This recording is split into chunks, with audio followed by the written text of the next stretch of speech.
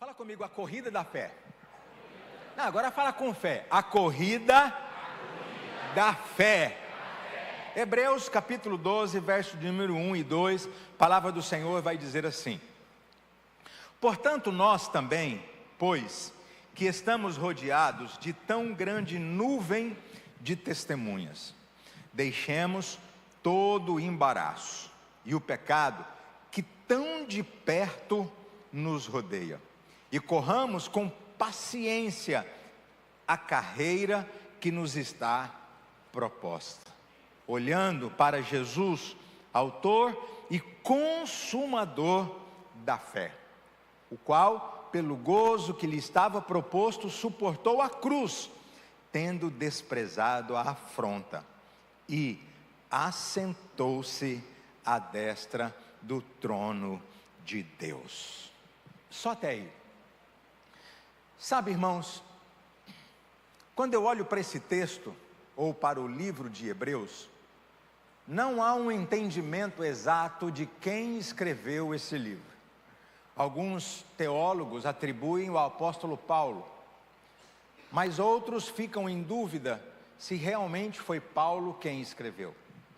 E o livro de Hebreus, ele é um livro extremamente enigmático. Ele tem muitas coisas que nos deixam às vezes de cabelo em pé, se você for estudar esse livro. O fato, porém, é que no capítulo de número 12, no verso número 1 e 2, o autor do livro vai falar de uma carreira, de uma corrida. Ele vai falar de uma jornada da vida cristã. Ele vai falar que nós precisamos caminhar, correr, avançar. Se nós formos olhar o capítulo de número 11, você vai ver no capítulo número 11 sobre a galeria dos heróis da fé. Homens e mulheres de Deus que foram mortos, torturados, crucificados numa cruz, e que não viram a promessa do Cristo ressurreto. Tem muita gente que diz para você, e eu sei que você já falou muitas vezes isso: quem tem promessa de Deus não morre. Então, esse jargão que às vezes você, como papagaio de pirata, repete, não é bíblico. Porque em Hebreus capítulo 11, você vai ver muitos homens que morreram sem ver a promessa se cumprida. Então isso não é bíblico, isso não é real. Quem tem promessa de Deus também morre. E morre mesmo. Agora, quando eu olho para a vida moderna, a nossa vida moderna, ela é capitalista. Ela é totalmente capitalista. Nós vivemos num país, ainda que seja democrático, ele é capitalista. Se você trabalhar, você come. Se você não trabalhar, você vai passar fome. Você é medido pelos seus resultados. Você é medido pelos resultados que você dá na vida. E muito mais do que isso, cada um tem o que merece. Mas a gente vive reclamando daquilo que temos. E somos muito peritos em transferir culpas. Nós somos peritos em não assumir a autorresponsabilidade sobre a nossa própria vida. Ainda que vivamos no mundo capitalista, nós temos a coragem de não produzir e criticar quem produz. Nós temos coragem de não produzir e jogar a culpa, talvez no governo, talvez, no vizinho, nos pais, na vida, no ambiente que você nasceu, e não assume de fato a sua responsabilidade. Ainda que vivamos num país capitalista, democrático e capitalista, nós não nos esforçamos o suficiente para sermos quem nós gostaríamos de ser. E eu olho assim para dentro da igreja também. Dentro da igreja tem muita gente que quer o título, mas ele não quer a responsabilidade. Dentro da igreja tem muita gente que quer que Deus faça, mas ele não quer cumprir princípios para que Deus faça isso na vida dele. E se você está aqui hoje nos visitando pela primeira, pela segunda vez, entenda uma coisa: aqui na Vinho Novo eu não ensino que Deus faz tudo, porque Deus não faz. Aqui na Vinho Novo eu ensino que você precisa cumprir princípios para que Deus cumpra as promessas dele na sua vida. E não adianta você ir para tal lugar, para tal igreja, para você mudar de bairro, mudar de cidade, mudar de igreja, não adianta. Não adianta você mudar de marido, mudar de esposa, se você não mudar o seu comportamento.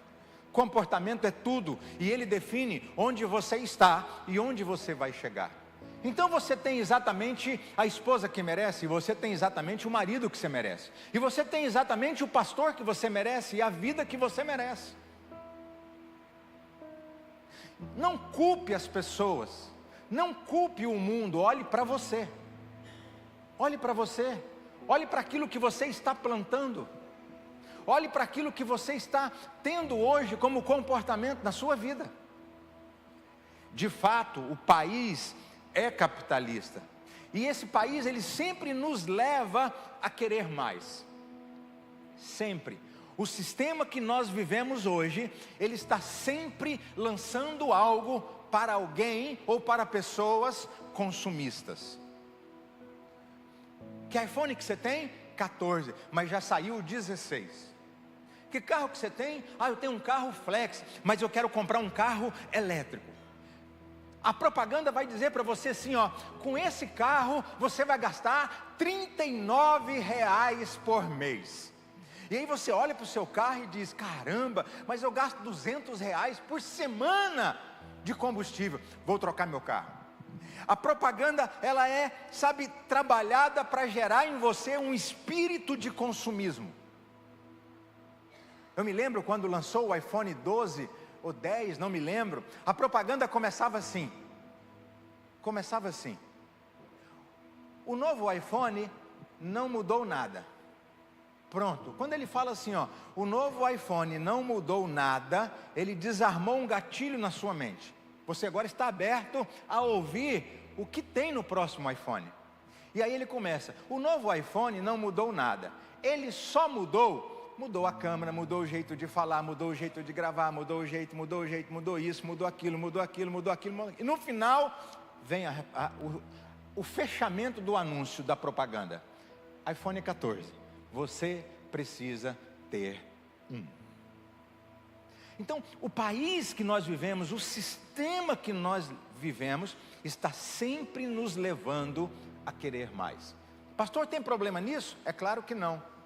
Claro que não tem problema você ter um iPhone 17, ter um carro do ano, um carro híbrido, um carro elétrico. É claro que não tem problema você morar numa boa casa, você frequentar um bom lugar, ter dinheiro para você sair de férias. Isso não é problema nenhum.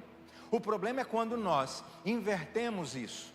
O problema é quando nós fazemos disso a nossa prioridade. O problema é quando o espírito de consumismo, a correria, toma prioridade na nossa vida.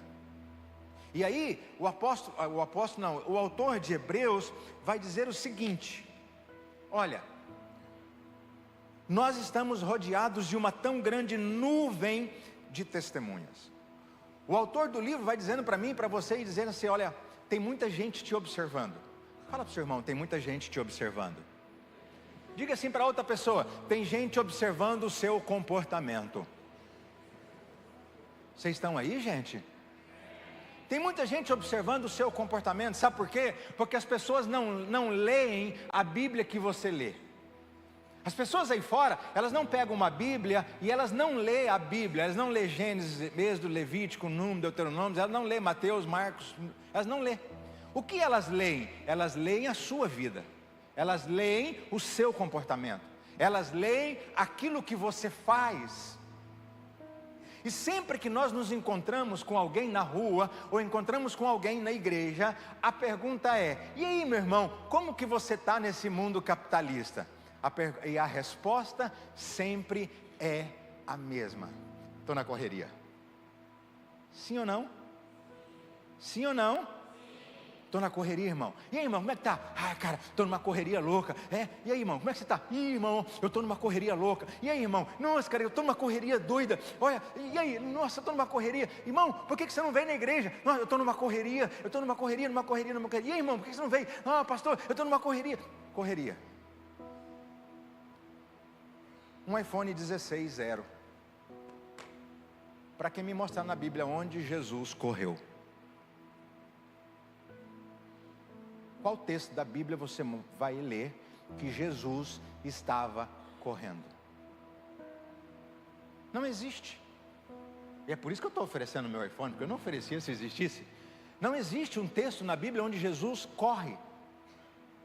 Jesus diz assim: corre, que a filha de Jairo está morrendo. Corre, gurizada, bora. Não tem na Bíblia Jesus correndo. Jesus está sempre andando. Fala comigo, andando. Agora, preste atenção. Jesus está sempre andando. Por que ele está sempre andando? Primeiro, é evidente, porque ele não está na correria. Segundo, porque ele está sempre no tempo correto. Fala comigo, tempo correto. Quando Jairo chega e diz assim, olha, a minha filha está lá em casa doente, e alguém chega, agora Jesus encontra com uma mulher que estava com fluxo de sangue, e aí a Bíblia diz que aquela mulher toca nas vestes de Jesus, e a Bíblia diz que Jesus sente que dele saiu o poder, e ele pergunta, quem me tocou? Eu acho que Pedro vira para ele e fala assim, que isso, varão, você está de brincadeira, olha o tanto de gente aqui te cercando, e você pergunta, quem me tocou? Jesus disse, olha, alguém me tocou, porque de mim saiu poder. Aí alguém chega e diz assim, Jesus, chega para Jairo e diz, Jairo, não precisa mais levar Jesus na sua casa, a tua filha já morreu. E aí Jesus põe a mão na cabeça e diz, meu Deus, e agora? Eu fiquei ouvindo aqui essa mulher falar da vida dela, porque ela se apresenta e começa a dizer, foi eu que toquei no Senhor. E aí ela começa a contar a história dela, irmãos. Agora imagine você, com pressa, para receber um milagre, para receber uma oração. E aí você está esperando alguém na sua casa, está esperando alguém, e aí no meio do caminho o pneu fura. E aí você fala assim, cara, não vai dar tempo, não vai dar tempo, não vai dar tempo, não vai dar tempo. Então Jesus não coloca a mão na cabeça e diz, olha, e agora o que eu vou fazer? Não, Jesus vira para Jairo e diz assim, Jairo, fica tranquilo, não temas, a menina só está dormindo. Jesus não fica ansioso, sabe por quê? Porque ele entende o tempo. Ele entende o tempo, ele anda no tempo certo. A Bíblia está escrito que Deus escreve certo por linhas tortas, amém, irmãos? Amém, não? Não, então tá bom. A Bíblia diz que Deus tarda, mas não falha, não é verdade? Não. Mas se Deus não tarda, Ele sempre chega no tempo certo. Por que eu preciso correr? Por que eu preciso andar na correria? E aí Jesus então chega na casa de Jairo e pega a menina e ressuscita ela. Sabe, irmãos, o sistema, os comerciais, a mídia nos força a viver uma vida de correria. E sabe por quê? Porque nunca está bom o suficiente. Nunca está bom o suficiente. Não podemos ter um sentimento de comodismo, é evidente, mas nós precisamos pelo menos aprender a desfrutar daquilo que Deus tem nos dado. Nós ficamos tão preocupados com aquilo que não temos, que esquecemos de celebrar, ou esquecemos de desfrutar daquilo que Deus já nos deu. E se eu olhar para você, quantas coisas Deus já te deu?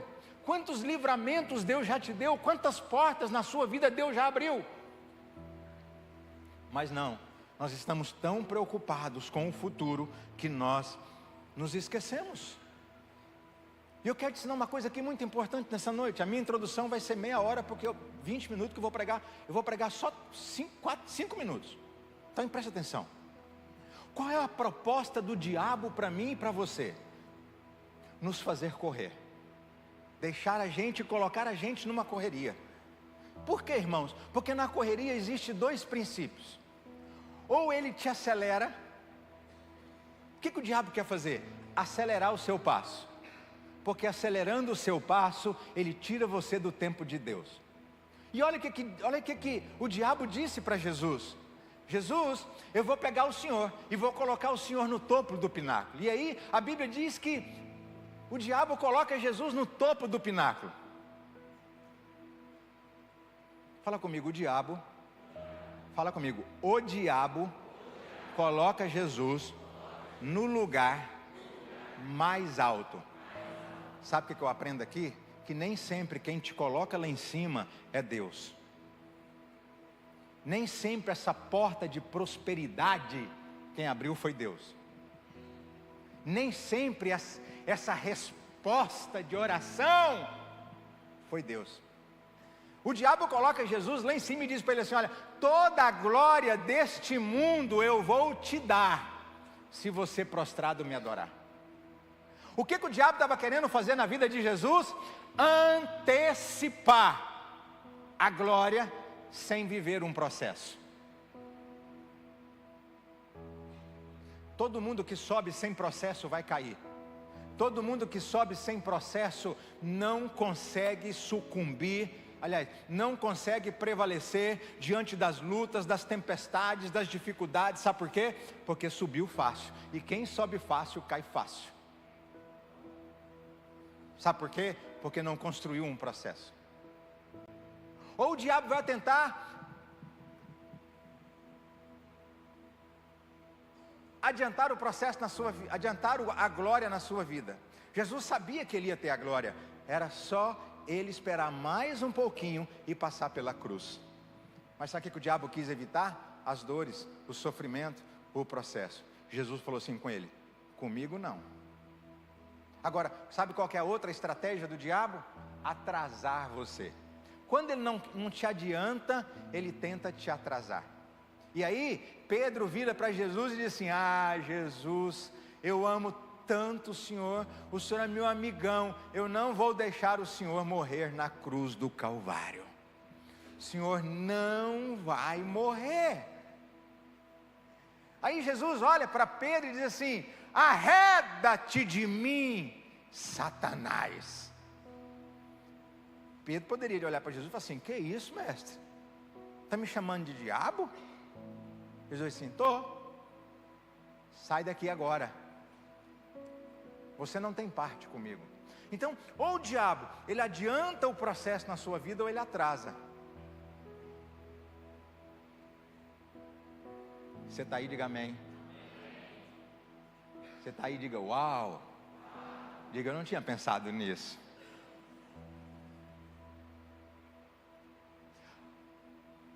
Pastor, como deve ser então a minha caminhada?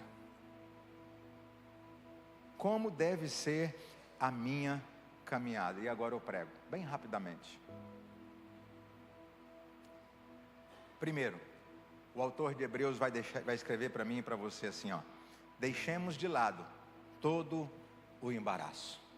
Fala comigo, todo é embaraço. Pastor, e o que são embaraços? Olhe para mim. Embaraços são tudo aquilo que, mesmo não sendo pecado, atrapalha sua jornada espiritual. Não é pecado. Não é pecado. Mas te atrapalha. Te atrapalha. E aí, eu disse um dia para um irmão aqui da igreja, um irmão que voltou para a igreja, e eu comecei a caminhar com ele, comecei a ensiná-lo, e eu disse para ele: a primeira coisa que você precisa mudar na sua vida é tirar os embaraços. Foi o que eu disse para esses irmãos aqui: tire os embaraços da sua vida aqui na Vinho Novo. E o que pode ser embaraço, pastor? Distrações. Distrações. Às vezes você vem para o culto e não traz uma Bíblia, mas você traz o celular. E aí quando você abre o celular para anotar a mensagem, sabe o que acontece? Pim, apinta o Instagram. Pim, apinta o WhatsApp. Pim, apinta isso. Pastor, eu vou usar meu celular como Bíblia. Ótimo, mas põe no modo avião. Porque uma palavra que você perde te atrapalha. É um embaraço. Você quer ver outra coisa que te embaraça? Relacionamentos tóxicos. Te atrapalha, te embaraça. Não dá para andar com alguém que só murmura. Não dá para ficar andando com alguém que reclama da igreja, que fofoca do irmão. Não dá para ficar andando com alguém que reclama do pastor. Irmão, se aqui não está bom, o que você está fazendo aqui? Isso é embaraço. É embaraço. Sabe, relacionamentos tóxicos. Sabe, quantos relacionamentos tóxicos a gente tem? Você quer ver um embaraço simples que te atrapalha? Você tem que fazer almoço. Quem aqui faz almoço? Quem faz almoço? Pronto, você vai no mercado,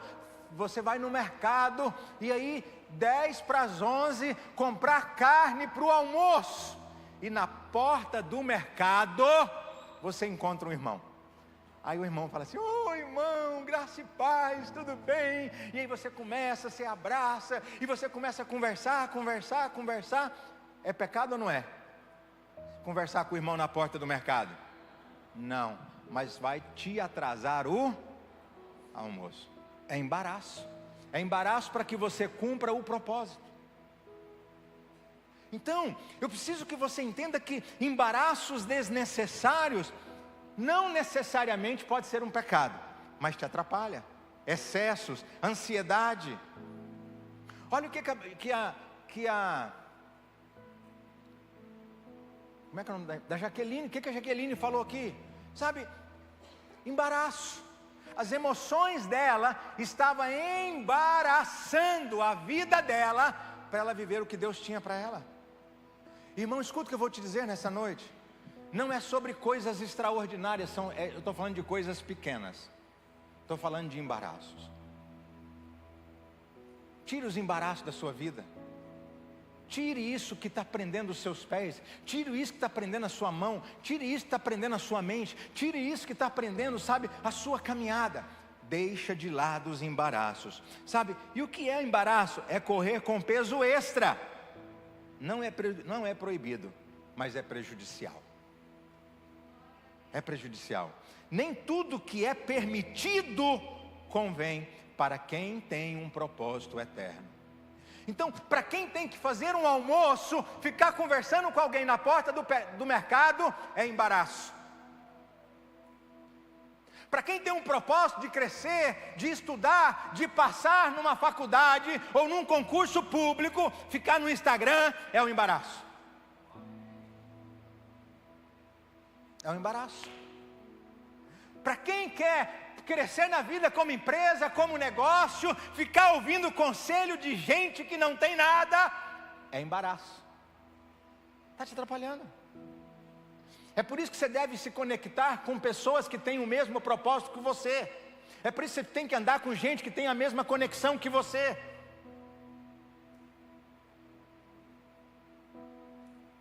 Você está aí, diga amém. A Bíblia vai dizer em 1 Coríntios 10, 23, todas as coisas me são lícitas, mas nem todas as coisas convêm. Irmãos, eu posso beber cerveja, sim ou não? Sim ou não, irmãos? Claro que eu posso. Mas não convém. Eu posso beber vinho? Posso. Mas não me convém. Eu posso ficar vendo pornografia na internet? Posso. Mas não me convém. Porque Paulo vai dizer o seguinte: tudo é lícito. Você pode fazer o que você quiser. Tudo é lícito, mas nem tudo convém. Nem tudo convém. Você está aí, diga amém. Segunda coisa que eu devo deixar nessa caminhada cristã, no caminho da fé, ou na corrida da fé: pecado de estimação. Fala comigo, pecados de estimação. E aí ele vai dizer assim, ó: e o pecado que tão de perto nos rodeia. Pecados constantes, pecados tolerados, se tornam laços que prendem e atrasam. O texto destaca que o pecado está de perto. Ele é sutil, se aproxima com aparência inofensiva, mas tem poder de destruição. Você começa a andar com alguém que tem aquele demônio chamado... Isso não tem nada a ver. Conhece o demônio da nada a ver? Sim ou não? Isso não tem nada a ver. Não tem nada a ver. Quando Sansão escolheu Dalila, ele disse assim: tem nada a ver. Tem nada a ver. E aí agora Dalila começa a instigá-lo para descobrir onde está a força dele. E ele brinca com Dalila. A minha força está no braço, ela amarra ele. A minha força está no pé, ela amarra ele. A minha força está no sono, ela põe ele para dormir. Ele fica brincando com o pecado. Tem muita gente brincando com pecados de estimação. Eu estou pecando, não acontece nada comigo. Não acontece nada. Está vendo a minha vida? Eu estou prosperando. Prosperar não é um sinal de que Deus está provando a sua vida.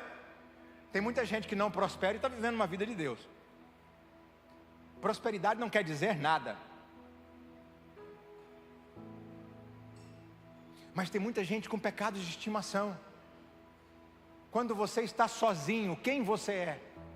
Quando nós estamos sozinhos, quem nós somos? Pecados de estimação. Sabe, quando Ló decide se separar de Abrão, sabe o que Ló escolhe? Ló escolhe as campinas do Jordão. Só que tem um problema. As campinas do Jordão ficavam perto de Sodoma e Gomorra. Sabe o que Ló disse? Vou morar nas campinas do Jordão. E aí ele dá um passo. E agora ele está morando perto de Sodoma e Gomorra. Não tem nada a ver. E agora ele dá outro passo, vai para mais perto. Agora ele dá outro passo, dá mais perto. Agora a Bíblia vai dizer que um abismo chama outro abismo. E agora sabe onde Ló está morando? Dentro de Sodoma e Gomorra. E agora sabe o que acontece com Ló? Ló tem relações sexuais com a própria filha. Aquele que andava com o homem de Deus, aquele que prosperava com o homem de Deus, foi abrindo exceções.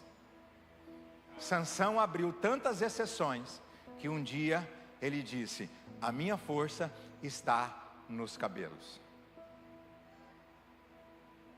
O que Dalila faz? O entrega. E o pecado é assim, meu irmão, é de forma sutil. Não tem nada a ver, é um amigo, é uma namorada, é um colega, é um telefonema, é só olhar no WhatsApp, é só ver uma mulher no Instagram.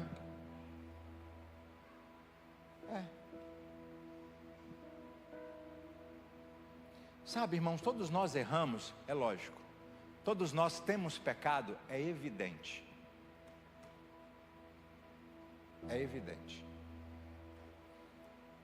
Mas quando a gente começa a perceber que aquilo está nos levando para o buraco, está na hora de abrir os olhos. E eu mudei muitos comportamentos, eu mudei muitas coisas que eu fazia, porque eu descobri que essas pequenas concessões vai acabar, ou iriam acabar me destruindo. E não são coisas cabeludas como nós imaginamos, são pequenas coisas. Hoje eu evito falar de pessoas que não estão na mesma mesa comigo. Eu evito. Se alguém toca no nome de alguém que não está na mesa comigo, eu mudo de assunto. Porque essa pessoa não está ali para defender, a não ser, sabe, eu evito isso. Tem hora que você extrapola, fica com raiva e fala, mas a maioria das vezes eu tenho me policiado para evitar isso. São pequenas coisas que vão brotando raiz de amargura, que vão brotando na nossa alma sentimentos, que vai nos levando a sentimentos de mágoa, de rancor, e acaba nos destruindo. O pecado que você tolera hoje pode se tornar o gigante que te paralisa amanhã. Aí Paulo vai dizer lá em Gálatas capítulo 5, verso número 9: um pouco de fermento leveda toda a massa. Terceiro, se você quer correr a sua corrida da fé, você precisa perseverar. Precisa o quê? Perseverar. Corramos com perseverança a carreira que nos está proposta. A corrida da fé é uma maratona, não uma corrida de 100 metros. Ela exige perseverança, foco, resistência emocional. Perseverança, foco e resistência emocional. Muitos começam bem, mas se perdem por não manter o ritmo com paciência. O negócio não é sair correndo igual doido. Não, porque você pode correr igual um doido, igual um maluco. Igual um maluco. Sair correndo, estou na correria. E lá no final, você pode estar como Salomão, bebendo em taças de ouro, comendo em pratos de ouro, calçando sandálias de ouro. Eu fui no Egito, no museu do Egito, e eu visitei a cama de Tutankhamon. A cama de Tutankhamon era de ouro. Os copos de Tutankhamon eram de ouro. Os talheres eram de ouro. Não é bem? Até a sandália que ele usava era de ouro. Salomão teve a riqueza que ninguém teve e nunca terá, diz a Bíblia. Mas Salomão olha para trás e diz assim: corri na direção errada.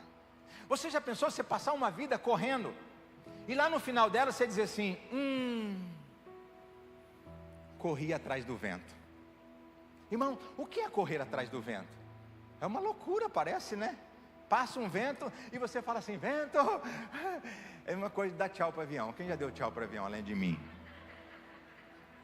Já deu tchau para o avião? Eu já. Tchau, avião. Maria Clara, eu pego ela no colo e falo: cadê o avião, Maria Clara? Ela, olha lá o avião, dá tchau para o avião. Ela.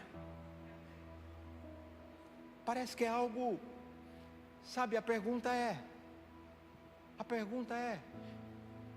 adianta correr na direção errada? Não adianta você correr na direção errada. Compare, sabe? Olha o que quer dizer. Quem tem promessa precisa ter perseverança na direção correta.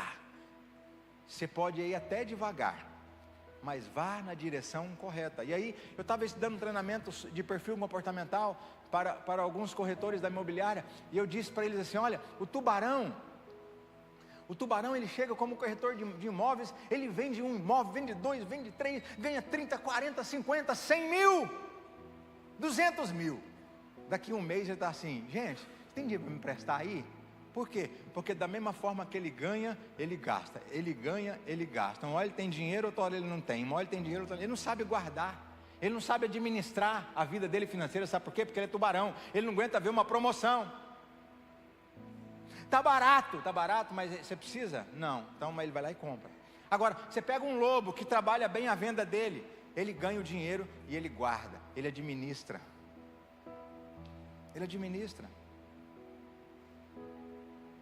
Ele junta dinheiro. Sabe, eu conheço advogados assim, que ganha dinheiro, mas que vive trocando cheque com a agiota. E eu conheço advogado que ganham dinheiro e sempre tem uma reserva. Sempre, sabe por quê? Porque sabe administrar. Então não adianta você sair igual um louco na direção errada. Aí Hebreus capítulo 10, verso número 36, vai dizer assim, ó: porque necessitais de perseverança, para que depois de haver desfeito a vontade de Deus, possais alcançar a promessa. Tem gente que não persevera. Quanta gente começou a ler um livro e parou. Quanta gente começou a reforma da casa e parou. Começou a arrumar o portão e parou. Quantas pessoas, quantas coisas você parou, começou e parou. Não persevera. Não persevera, não termina o que começa. Você está aí, diga amém. E por último, se você quer correr a sua corrida da fé, pare de se comparar com os outros. Cadê Rony? Eu precisava falar com ele hoje. Pare de se comparar. Fala comigo: parar de me comparar. Sabe por quê? Porque o autor de Hebreus vai dizer assim, ó: olhando para Jesus. Olhando para quem, irmãos? Para Jesus. Qual é o nosso problema, André? É que às vezes a gente olha para o carro do irmão em vez de olhar para Jesus. Aí as pessoas falam assim: ah, mas o carro do irmão novinho meu, sabe, esse trem velho. Sabe por que está velho? Porque você não cuida. E aí a Bíblia vai dizer: ao que tem ser-lhe-á dado, e ao que não tem, até o que tem lhe será tirado. Sabe por que Deus nunca vai te dar um carro novo? Porque você não cuida do velho. Você não cuida do velho. Ah, pastor, meu marido está velho. Está velho? Por quê? Você faz comida demais. Você enche ele de comida. Põe ele para ir para uma academia, vai com ele para a academia, vai treinar com ele, manda ele fazer implante no cabelo. Pastor, mas está velho. Irmão, velho é o diabo. Velho é o diabo. Eu me recuso a olhar para mim e me ver velho. Por isso que eu faço botox, põe fio de ouro, faz um monte de coisa. Sabe por quê? Hoje eu falei para minha esposa assim, falei, meu amor, eu quero que você anda assim, ó, desse jeito, bonita. Pode dar suas roupas tudo, que eu vou orar para Deus te dar roupa nova.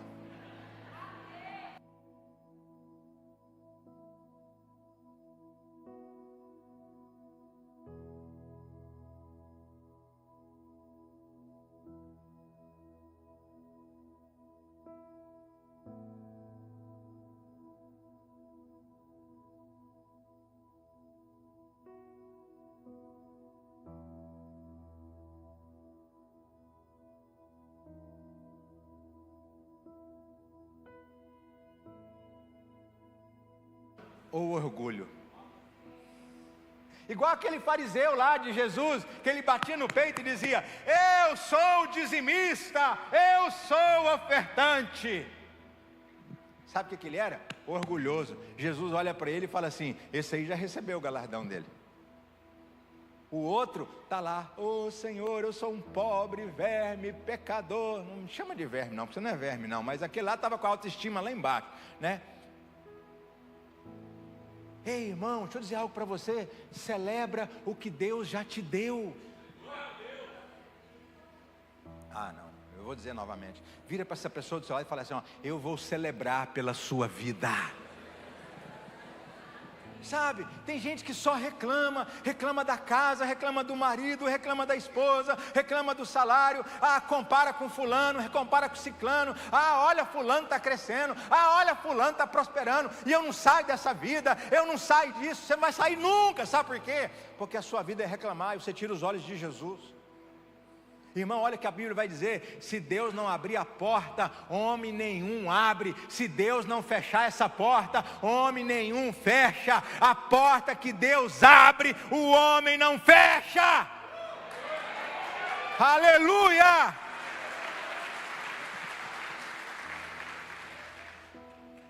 Talvez a porta de Deus não abriu na sua vida, sabe por quê? Porque Deus sabe que se o dia que Ele te der um pouquinho, você vira outro homem. Você esquece da mulher, você esquece dos filhos, você esquece de Deus, você esquece de tudo. E é por isso que Deus não te dá. E aí você fica, pastor, ora por mim, porque o diabo está furioso. E nem é Deus, nem é o diabo, aliás, é Deus. Porque a Bíblia vai dizer que Deus resiste aos soberbos, mas Ele dá graça aos humildes. Cada um tem a sua carreira individual, seu tempo e seu chamado. Quando tiramos os olhos de Jesus e colocamos nos outros, nós perdemos o ritmo da nossa corrida. Irmãos, olha para mim. Você não tem que ser melhor que ninguém. Alô, tem alguém aí? Olha para mim aqui. Você não tem que correr mais do que ninguém. Tinha dois animais. Um viado e um leão. Vem cá, rapaz, vem cá. É animal, rapaz, animal. Ué, você está correndo por quê?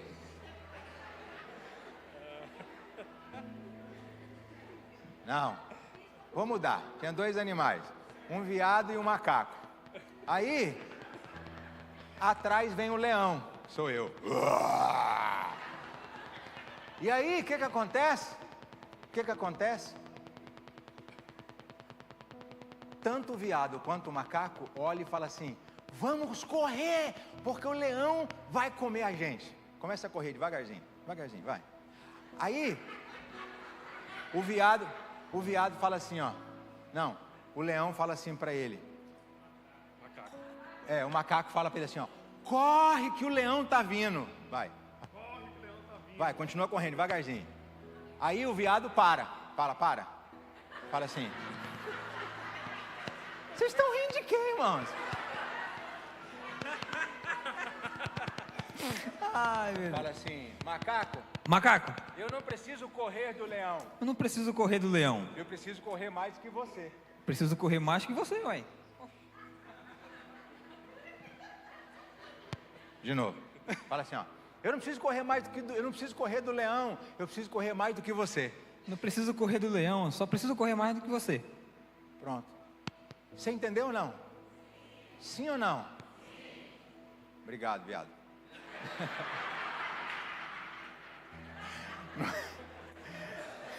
Tá transmitindo? Não, mas é animal, tô falando, Jonas. Você não vai ficar chateado comigo, né? Se você for ficar chateado, eu vou mandar você pro real. É isso que acontece quando eu quero correr a corrida dos outros. Você não tem que correr mais do que ninguém. Fala amém. Você precisa correr a sua corrida. Tem muita gente preocupado com o leão. Tem muita gente preocupado, sabe, com o macaco. Tem muita gente preocupado com o urso. Tem muita gente preocupado com o viado. Tem muita gente preocupado com o boi. Tem muita gente preocupado com a vaca. Tem muita gente preocupado com o outro que está prosperando, com o outro que está comprando um carro novo, com o outro está... Ei! Pare de comparar. Corra a sua corrida.